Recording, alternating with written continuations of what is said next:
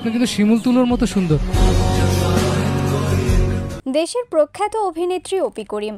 অভিনয়ের বাইরেও দীর্ঘদিন ধরে শিক্ষকতা পেশার সঙ্গে জড়িত তিনি। তবে বর্তমানে দেশের স্বনামধন্য একটি বেসরকারি বিশ্ববিদ্যালয়ে শিক্ষকতা করছেন এই অভিনেত্রী। অভিনয়ে যেমন দ্যুতি ছড়িয়েছেন, ছাত্র জীবনেও তেমন মেধাবী ছিলেন অপি করিম। বুয়েটের থেকে গ্র্যাজুয়েশন শেষ করার পর থেকেই শিক্ষকতা পেশার সঙ্গে যুক্ত হয়েছেন তিনি। পাশাপাশি অভিনয়ও করেছেন। সম্প্রতি বিশ্ব টয়লেট দিবসের প্রতিপাদ্য আ প্লেস ফর পিসকে সামনে রেখে দুস্থ মানুষের টয়লেট নির্মাণে পাশে থাকুন, টাইলস কিনে স্লোগান নিয়ে এই ক্যাম্পেইনটি ঘোষণা করা হয়। আর বিশ্ব টয়লেট দিবসে হাইজেনিক টয়লেট নির্মাণের লক্ষ্যে এই ঘোষণা দিয়েছেন রিমার্ক হরল্যান্ডের ডিরেক্টর ও মেগাস্টার শাকিব খান।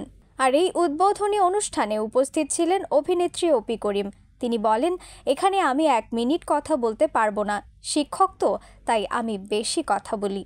যেহেতু আমার অনেকগুলো ডিসিপ্লিন, তাই আমি একটা ডিসিপ্লিন নিয়ে 1 মিনিট করে 3 মিনিট কথা বলবো।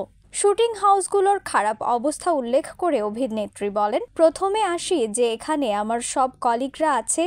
আর্টিস্ট হিসেবে বলতে চাই, সবাই তো দূর দূরান্তের কথা বলেছে, বান্দরবানের মাথার চূড়ার উপরের কথা বলছে। এদিকে আমরা যখন কাজ করেছি, সকালবেলায় বাসা থেকে ওয়াশরুমে যেতাম এবং রাতের বেলায় বাসায় ফিরে এসে ওয়াশরুম ব্যবহার করতাম। শুটিং হাউসগুলোর অবস্থা খুব খারাপ। আমি অনুরোধ করব টাইলসকে এ বিষয়টা দেখবেন।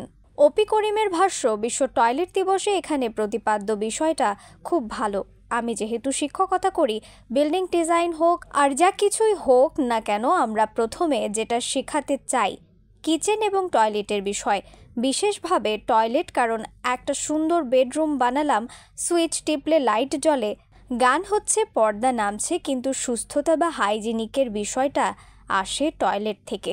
নিউজ ডেস্ক, রিফাত আর ইসলাম, ভোরের আকাশ।